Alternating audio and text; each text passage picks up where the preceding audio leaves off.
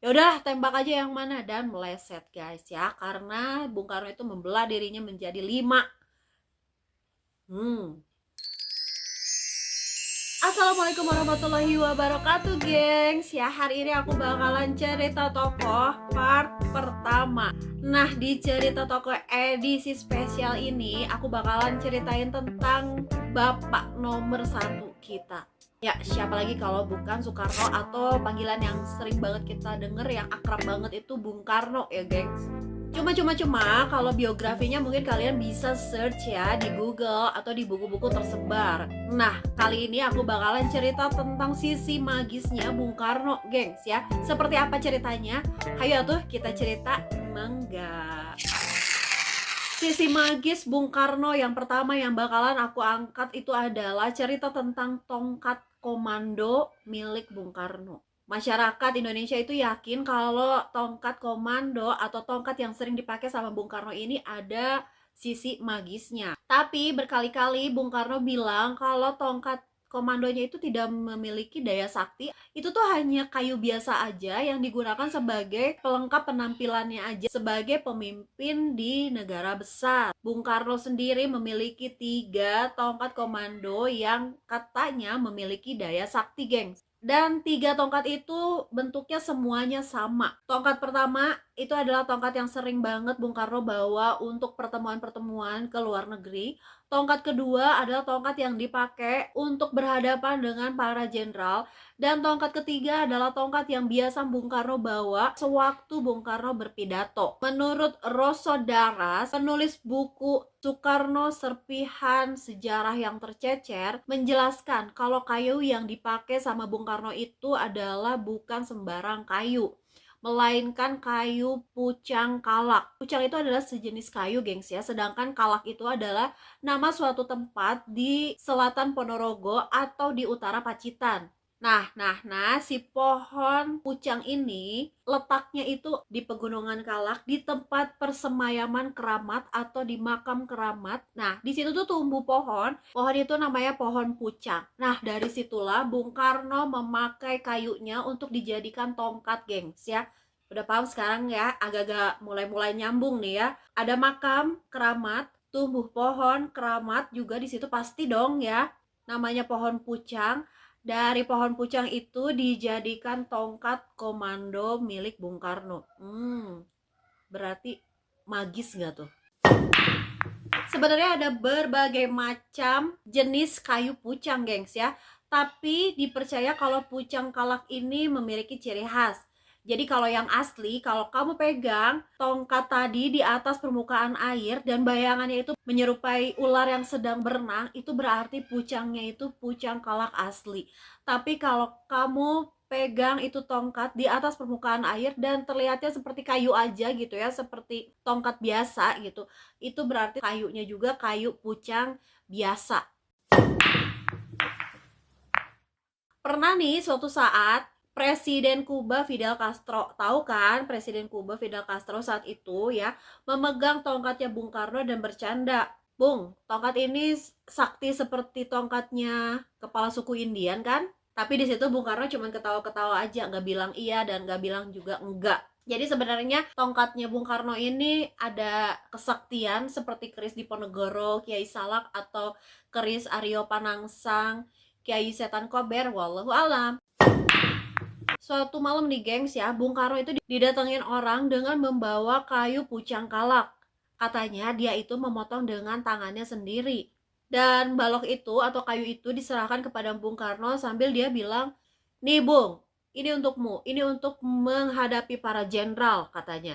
Dan Bung Karno langsung mengambil kayu itu, dan lalu Bung Karno menyuruh seorang seniman dari Yogyakarta untuk membuatkan kayu itu menjadi tongkat komando. Nggak hanya tentang isu tongkat komando aja di masyarakat yang beredar dan beranggapan kalau Bung Karno itu memiliki kekuatan gaib. Tapi ada juga nih gengs ya cerita kalau uangnya Soekarno itu bisa memberhentikan hujan. Ini tuh sebenarnya bisa karena memang Bung Karno itu memiliki daya magis gitu ya, atau kekuatan gaib. Tapi bisa juga karena sugesti para masyarakat Indonesia karena saking kagumnya, saking menghormatinya, saking respeknya sama Bung Karno. Jadi dia tuh mengagung-agungkan Bung Karno. Ada juga cerita yang sangat menggemparkan bagi publik Indonesia waktu itu ya. Tapi kalau kita dengar sekarang juga kayaknya ini wah, keren sih. Jadi saat itu Bung Karno ditembak dalam jarak dekat saat lagi sholat Idul Adha. Jarak dekatnya itu deket banget, 5 meter gengs. Dan penembak jitu tersebut meleset menembak Bung Karno padahal dari jarak deket gengs. Dan gak lama dari situ si penembaknya tertangkap dan diadili. Saat diadili terungkap ya, itu disiarkan di radio-radio waktu itu, terungkap kalau Bung Karno itu terlihat membelah dirinya menjadi 5, yang bikin penembak jitu itu, penembak handal itu bingung. Mana sebenarnya ini Bung Karno yang asli ya? Mana ini Bung Karno yang asli? Akhirnya dia si penembak jitu ini tuh yaudah tembak aja yang mana, dan meleset guys ya, karena Bung Karno itu membelah dirinya menjadi 5.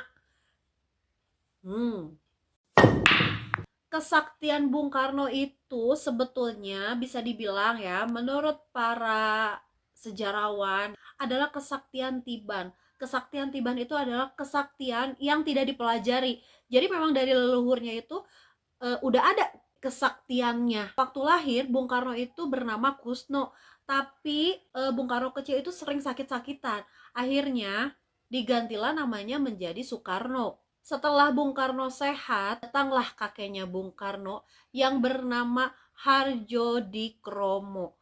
Beliau datang dari Tulung Agung untuk berjumpa dengan Bung Karno kecil. Dan saat itulah sang kakek melihat ini ada yang beda nih dari anak. Kakeknya Bung Karno sendiri adalah seorang sakti gengs. Dia itu bisa menjilati bara api dengan lidah telanjang pada sebuah besi yang menyala. Dan ternyata kesaktian lidah itu menurun kepada Bung Karno. Katanya Bung Karno itu pernah mencoba mengobati orang dengan menjilat bagian yang sakit dan itu sembuh. Nah, melihat Bung Karno bisa mengobati orang dengan cara menjilat, akhirnya kakeknya Soekarno ini ingin kalau Bung Karno menjadikan kesaktiannya itu ke jalan yang benar.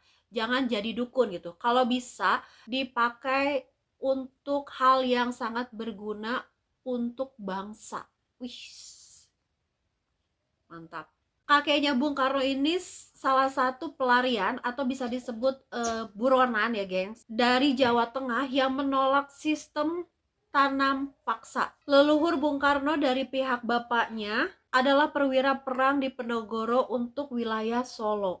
Nama leluhur Bung Karno itu Raden Mangundiwiryo, berperang melawan Belanda dan orang kepercayaan dari Raden Mas Prawirodigdoyo. Siapakah Raden Mas Prawirodigdoyo ini? Sorry kalau penyebutannya agak susah karena aku bukan orang Jawa ya, jadi agak-agak belibet gitu geng. Raden Mas Prawirodigdoyo itu adalah salah seorang panglima di Penogoro yang membangun benteng-benteng perlawanan antara Boyolali sampai Merbabu. Setelah selesai perangnya di Penogoro, Raden Mangundiwiryo ini diburu oleh intel Belanda dan ia menyamar jadi rakyat biasa di sekitar Purwodadi. Mungkin akar inilah yang menjadi ikatan batin antara Bung Karno dan Jawa Tengah ya. Seperti kita tahu, kalau Jawa Tengah itu adalah salah satu basis Soekarnois terbesar di Indonesia. Nah, leluhur Bung Karno ini ya, Mangundiwiryo ini memiliki kesaktian kalau dia berucap itu pasti langsung menjadi kenyataan, gengs ya. Jadi semua urusannya dari lidah ya, gengs ya.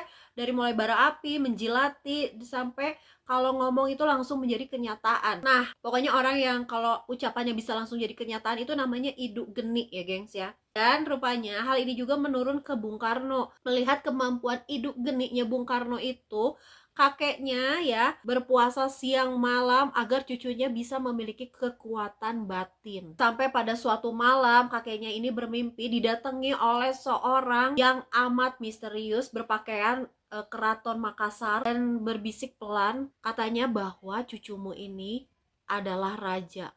Tapi bukan hanya di tanah Jawa aja, tapi di seluruh Indonesia atau di seluruh Nusantara. Setelah sekian lama, akhirnya kakeknya Bung Karno ini menyadari kalau yang mendatanginya itu adalah seorang bangsawan Mataram yang sangat cerdas bernama Ki Juru Martani. Sejak mimpi itu, kemampuan Bung Karno berubah, yang asalnya mengobati atau menyembuhkan itu langsung hilang, berganti dengan kemampuan berbicara yang luar biasa hebat. Ya, kalian bisa lihat dari dokumentasi di TV. Kalau Bung Karno pidato atau bicara itu pasti kita tuh ada kayak rasa segan, ada rasa semangat gitu ya. Jadi apa ya, hawanya tuh beda aja gitu, geng.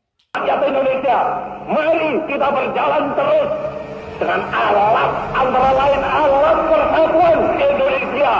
Menurut buku Giebels ya, salah seorang sejarawan Belanda ini meramalkan kalau Bung Karno itu akan meninggal dengan cara terbunuh dengan benda tajam. Makanya Bung Karno itu sangat takut sama yang namanya suntikan. Sampai-sampai pernah nih ya, Bung Karno itu ketika penyakit ginjalnya itu semakin parah dan dirujuk untuk berobat ke Swiss, Bung Karno itu menolak ya, karena Bung Karno takut dibedah, takut dioperasi gitu kan, nanti harus dibeset-beset gitu kan perutnya. Tapi Bung Karno lebih memilih menggunakan obat-obatan herbal, obat-obatan Cina, geng, ya, daripada harus ke Swiss, mendingan minum obat-obatan herbal untuk mengobati ginjalnya. Sebenarnya kalau yang namanya pegangan atau ageman itu di dalam dunia politik kita ya, itu tuh sebenarnya udah biasa. Cuma memang tidak pernah di-up atau diceritakan lebih lanjut lagi gitu ya. Tapi ini udah menjadi rahasia umum. Kita melenceng sedikit. Pak Harto nih, gengs ya. Pak Harto katanya kekuatannya itu ada di dalam kondenya Ibu Tien Soeharto. Makanya setelah Ibu Tien meninggal, Pak Harto begitu hancurnya ya, gengs ya, dari mulai dilengserkan gitu ya, sampai sakit ya, sakitnya yang bertahun-tahun gitu, gengs. Wah, pokoknya itu kacau banget deh ya. Itu katanya penyebabnya karena Ibu Tiennya juga udah tidak ada dan kondenya pun sudah lepas gitu, geng. Dan katanya Pak Harto ini juga seorang pertapa. Pak Harto itu salah satu orang yang punya kebatinan tinggi, ahli kebatinan tinggi, gengs ya. Pak Harto ini seneng tapak kungkum ya. Jadi tapak kungkum ini adalah tapaknya itu di sungai yang punya 2 arus. Bahkan dulu saat tarik ulur dengan Bung Karno tahun 65 sampai 67, Pak Harto ini sering banget bertapa di Ancol tengah malam, gengs ya.